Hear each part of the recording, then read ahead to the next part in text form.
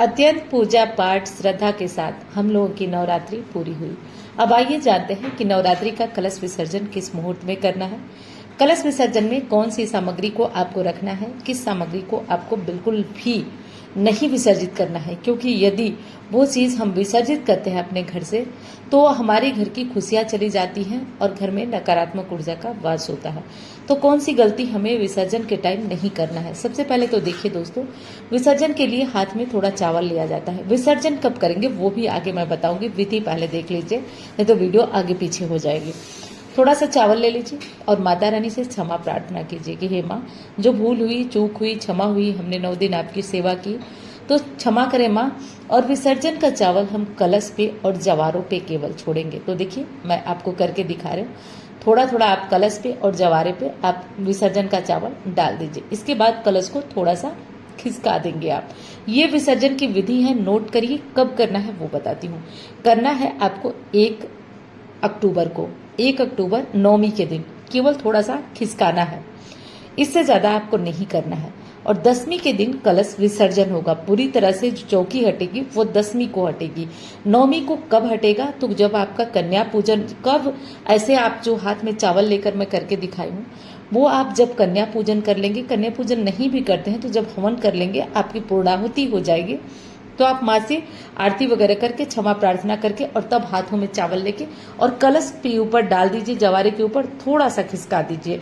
तो इस तरीके से करके हमारा कलश विसर्जन, लेकिन क्योंकि आज तुरंत नहीं हटाते हैं तो ये गलती आप लोग मत करिएगा। जवारों को क्या करेंगे वो जान लेते हैं।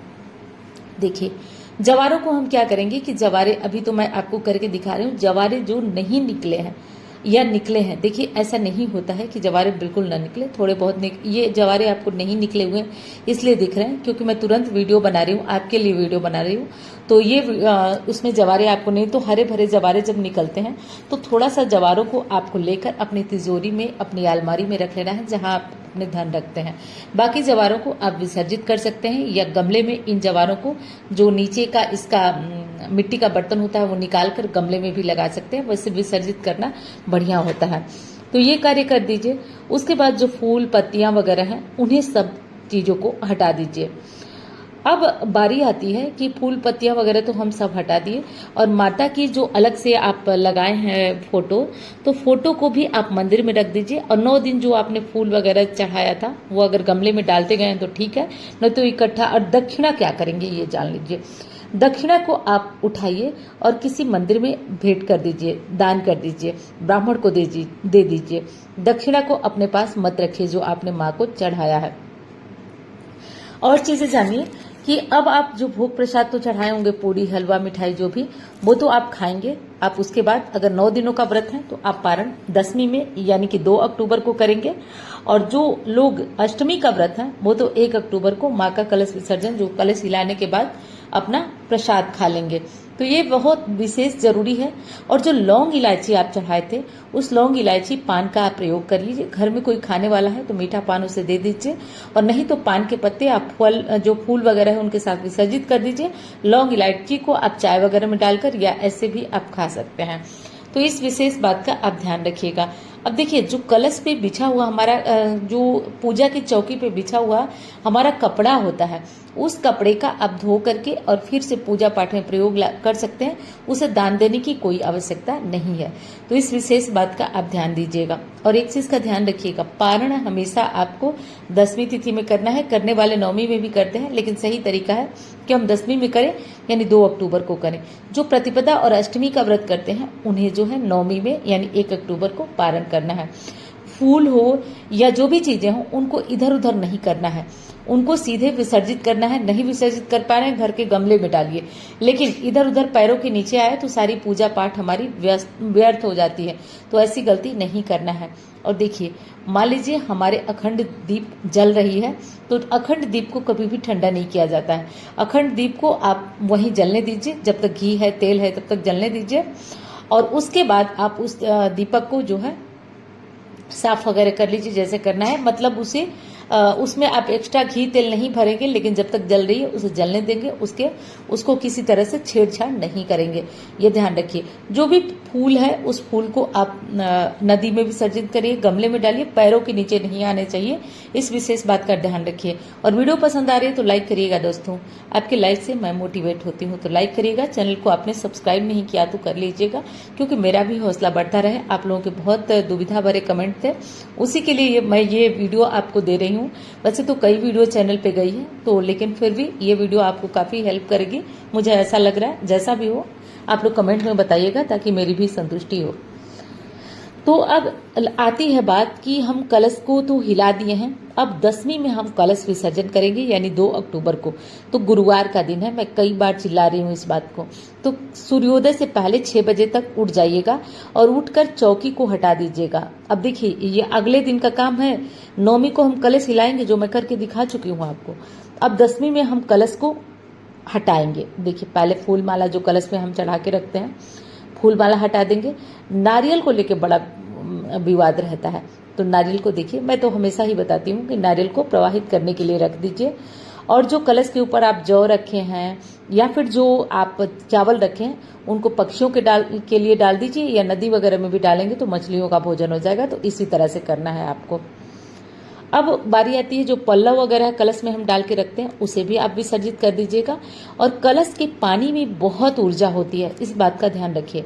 तो इसलिए कलश के पानी को आप अपने घर में अच्छे से आम के पल्लों से या जैसे भी हो, अच्छे से उसे अपने पूरे घर में छिड़किएगा, तिजोरी में छिड़किएगा। इससे घर में दोष दूर होता है और ऐसे परिवार में अकाल मृत्यु नहीं आती है। तो इस कार्य को आप जरूर करिएगा। कलश के पानी को साधारण मत समझिएगा। 9 दिन में इसमें ऊर्जा होती है, शक्ति होती है, तो पूरे घर में इस कलश के पानी को डाल दीजिएगा। अब उसके बाद हम क्या करेंगे, जो सिक्का, सुपारी और लौंग इलायची को तो आप गमले वगैरह में डाल दीजिएगा, क्योंकि 9 दिनों में वो काफ़ी फूल करके गड़बड़ हो जाती हैं। लेकिन जो और चीज़ें हैं, जैसे सिक्का, सुपारी और ये हल्दी की गांठ है, इसे अच्छे से सुखा लीजिएगा। जब इसमें नमी न रह जाए तो इसे कपड़े में बांधकर आप अपने घर में तिजोरी वगैरह में डाल सकते हैं। तो इस विशेष बात का ध्यान रखिएगा। और माँ की मूर्ति है या फोटो है, तो अगर मिट्टी की मूर्ति फोटो लाए हैं आप, तो इस फोटो मूर्ति को आप विसर्जित कर दीजिए। और देखिए, इन चीज़ों को आप सुखा जरूर लीजिएगा। सुखा कर आप अपने, और जवारों को मैं फिर एक बार बता रही हूँ, जवारों को आप अच्छे से जो है अपने थोड़ा सा तोड़कर अपनी तिजोरी में जरूर रखिएगा। माना जाता है कि इससे बरकत होती है, तो इसे जरूर कर लीजिएगा। जवारों को अपने घर में रखने से समृद्धि आती है। अब देखिए, थोड़ा थोड़ा जल पूरी जगह पे आप डाल दीजिएगा, ये तो मैं आपको बता ही चुकी हूँ। और जो मिट्टी का घड़ा है, मिट्टी का कलश है, तो उसे पानी में विसर्जित करिएगा। उसे घर में नहीं रखते हैं, बहुत लोग रखते भी हैं, लेकिन उसका प्रयोग पूजा पाठ में नहीं होता है। अन्य चीज में आप चाहें तो प्रयोग कर सकते हैं, इसलिए इसको विसर्जित ही करना उचित है। अगर आप पीतल का, तांबे का कोई लोटा रखे हैं, तो आप इसे धो धा के फिर से प्रयोग में ला सकते हैं, कोई दिक्कत नहीं है। नीचे का जो चावल है, जो हम चावल का आसन देकर के भगवान को, कलश देव को बैठाते हैं, उस चावल को भी आप चाहें तो पक्षियों को डालें, या फिर विसर्जन के साथ नदी में डाल देंगे, तो इससे भी मछलियों का भोजन तैयार हो जाता है। तो ये कार्य भी आप कर सकते हैं। और दूसरी चीज है दोस्तों, कपड़ा को आप लोग बहुत ज्यादा परेशान रहते हैं। कपड़ा जो चौकी पे बिछाते हैं, उस चौकी के कपड़े को धोकर हम फिर से प्रयोग में लाएंगे, कोई दिक्कत नहीं है। उसको आप फिर से प्रयोग में ला सकते हैं, किसी भी प्रकार की समस्या नहीं है। अच्छा, पारण का भी ध्यान आप लोगों को रखना है कि पारण तो आप सही समय पे करेंगे ही, पारण कैसे करेंगे वो भी मैं बता देती हूँ। तो देखिए दोस्तों, पारण हमेशा आपको ध्यान रखना है कि पारण जब भी आप करें तो कोई मीठी चीज खाकर करें। बेहतर तो ये होता है कि आप जो माता रानी को पूड़ी हलवा चढ़ाए हैं ना, उसी में से थोड़ा सा उठा के फ्रिज में रख दीजिए, और अगले दिन जब आपको पारण 2 अक्टूबर को करना है, तो आप थोड़ा सा पूड़ी हलवा में से तोड़कर मुंह में डाल लीजिए। इससे माँ का आशीर्वाद मिला रहता है। और मैं कई वीडियो दी हूँ कि पारण से पहले और क्या क्या करना चाहिए, वो भी मैं हो सकता है तो कमेंट में डाल दूंगी, तो आप उसे देख लीजिएगा, भूलिएगा मत। अब देखिए, घंटी वगैरह जो है वो हम अपने मंदिर में कर देंगे। घंटी वगैरह या जो भी चीजें हम पूजा में प्रयोग किए थे, सबको अपने मंदिर में अपने यथास्थान रख देंगे। और सारी चीजों को हम समझ गए, विसर्जन हमारा हो गया। अगर सोट्स मातृका वगैरह बनाए हैं, बहुत सारी सुपारी है, तो आप इनको ब्राह्मण को दान कर सकते हैं या नदी में विसर्जित कर सकते हैं। तो कौन कौन सी चीजें आपको, सुहाग का सामान अगर आप चढ़ाए हैं तो उसे आप इस्तेमाल भी कर सकते हैं। आप चाहें तो कुछ दान भी कर सकते हैं और कुछ आप अपने लिए इस्तेमाल भी कर सकते हैं। तो इस विशेष बात का आप ध्यान रखिएगा। और बाकी जो लौंग इलायची बची हुई है आप जिसमें से चढ़ा रहे थे, उसको आप बाद में भी पूजा में चढ़ा सकते हैं। हवन सामग्री वगैरह अगर साफ बच गई है तो आप बाद में भी इसको पूजा पाठ में प्रयोग कर सकते हैं। तो इस विशेष, हाँ एक चीज और बताना भूल गई, गौरी गणेश को कभी भी विसर्जित मत करिएगा। इनको 10 दिन बाद ही विसर्जित किया जाता है, नहीं तो इससे घर की खुशियां समृद्धि चली जाती है। तो कभी भी गौरी गणेश को इस तरीके से विसर्जित न करें, इस विशेष बात का ध्यान रखें। मैं मिलती हूँ अन्य वीडियो में।